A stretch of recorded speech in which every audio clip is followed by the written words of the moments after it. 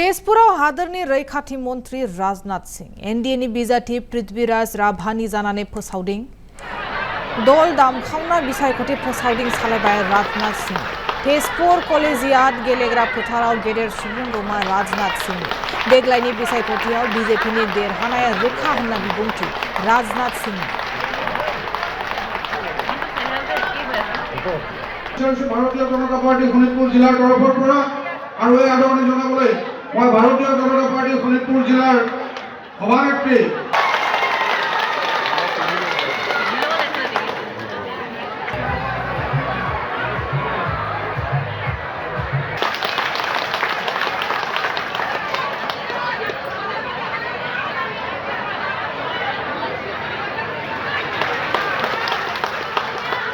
पावन धारा से यह सिंचित है। असम की धरती संस्कृति और प्रकृति दोनों से समृद्ध है, ऐसा मैं मानता हूं।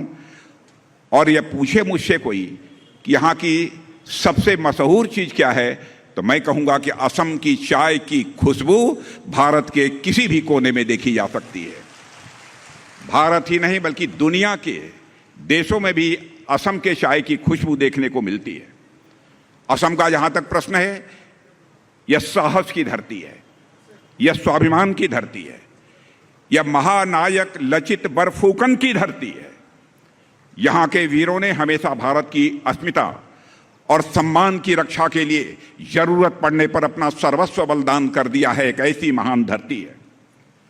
बहनों भाइयों, आज यात उपस्थित होई मोई बोर आनंदिता होइसु।